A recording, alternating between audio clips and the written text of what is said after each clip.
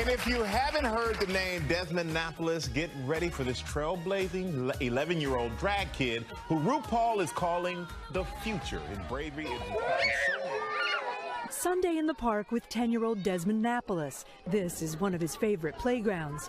Desmond is amazing! And this is the other. You've done lots of interviews lately. Yeah. How come? I don't know. I guess it's because I'm so famous and such an inspiration to so many people. An inspiration to so many people. You've heard of drag queens. Well, Desmond is a self-described drag kid. When this Brooklyn fifth grader isn't in school, he's doing photo shoots and runway shows. He's already been profiled in Vogue and even has his own drag name. Desmond is amazing. You're pretty good at walking the runway. Definitely. Why do you think you're so good at it? Natural born talent. We met up with Desmond and his parents at the Fluid Project, a gender-neutral retail store in New York City. In contrast to their son, Wendy and Andrew Napoles say they couldn't be more mainstream. They say Desmond was born to have an audience. When they handed him to me, it looks like he's posing. Okay, what a ham. So when did he start dressing up? Do you remember? As soon as he could grab things. When Desmond was a toddler, Wendy says he'd sit in her lap as she'd watch the show RuPaul's Drag Race about adult drag queens, and he was mesmerized. What made you go, ooh, I want to do that? I think it was how beautiful they were and how amazing they looked. So I was like, I want to look amazing too. Yes, he's only 10, but Desmond says he knows exactly who he is and is very open about it. Desmond, are you transgender?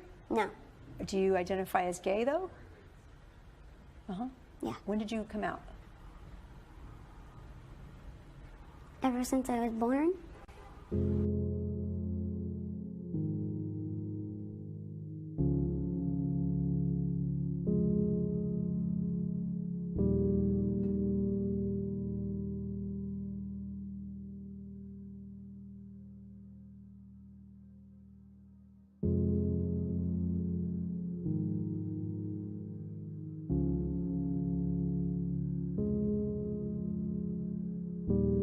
The city of Denver is considering a ban on conversion therapy for minors. Those therapies allege they can change sexual orientation. Now, for Mayor Hancock, it is a very personal issue.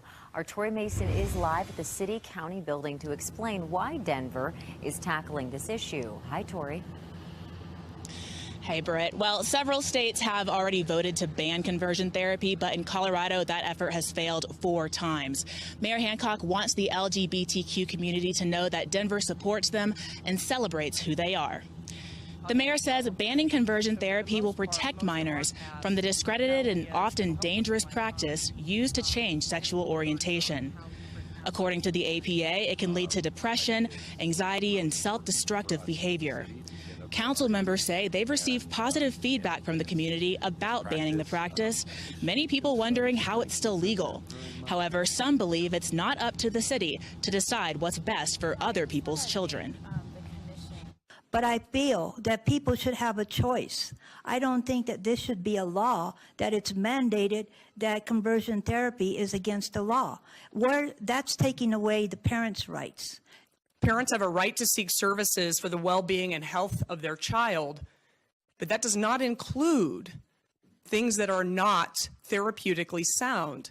When you come to somebody like myself, a healthcare provider, you rely on our expertise, you trust what we tell you. That's why we're here.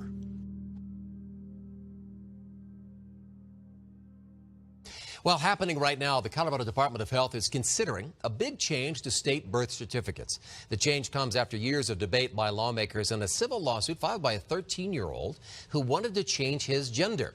Denver 7's Megan Lopez is joining live. And Megan, what happened here? Did they pass it?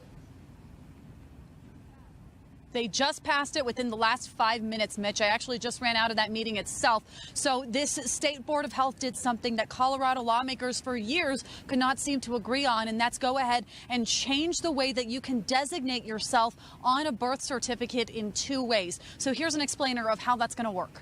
From 2 options to 4, an operation to a simple form. At the Colorado State Board of Health today, a big change is underway. Under a new proposal, birth certificates could soon have 4 options for people: male, female, X, and intersex. The board is also considering a move to allow people to change those birth certificates without needing a gender reassignment surgery. All you would need to do is fill out a simple form. An identity document is important because if we don't have an identity document that matches who we are, we could experience harassment or discrimination, or we could be denied service. It's just the latest change the LGBTQ community is pushing for in Colorado. It's just another way that Colorado continues to lead, to make sure that all Coloradans are treated with dignity and respect.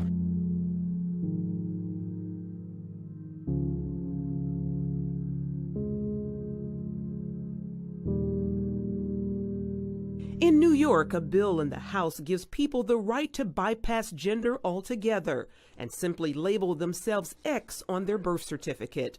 Democratic Mayor Bill de Blasio says the change will allow transgender and non-gender conforming New Yorkers to live with the dignity and respect they deserve. Why are we legitimizing on birth certificates something that is a mental disorder, something that makes you 20 times more likely to commit suicide?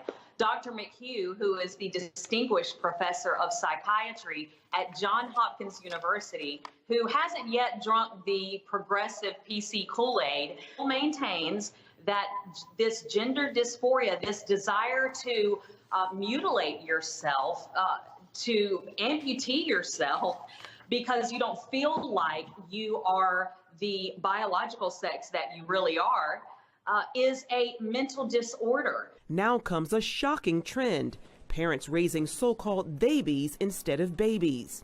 Babies are supposedly genderless kids who are addressed as they or them, rather than he or she, giving them the option to choose their own gender.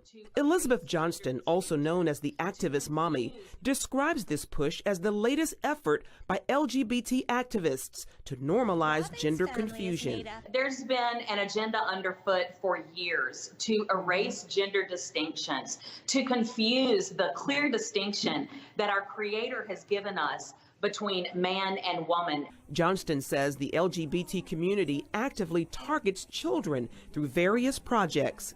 And now we have this indoctrination and confusion taking place in our school systems with transgender puppets and drag queen story hours in public libraries, where our taxpayer funds are going to confuse children. It's not just happening in America. North of the border, a transgender curriculum called SOGI is taught in Canadian schools. It stands for sexual orientation and gender identification. And one group has created a transgender puppet named Julia to teach school-aged children about transgenderism and gender fluidity.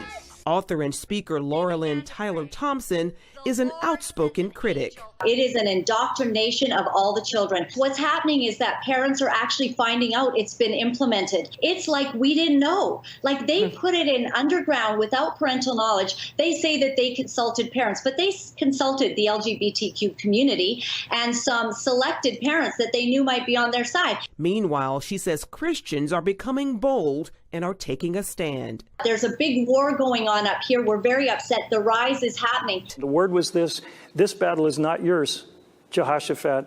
This battle is the Lord's. And Charlene joins us now with more on this. So what are some other examples of the push to normalize transgenderism? Ephraim, we're seeing it all over the spectrum. First of all, a group of doctors are actually giving 13-year-old teen girls double mastectomies because they feel like they're boys and they want to be identified as a boy. Giving them double mastectomies. This is something that is outrageous. We're also seeing Netflix earlier this year released a trailer for something known as Super Drags, a new series that's going to be talking about drag queen superheroes.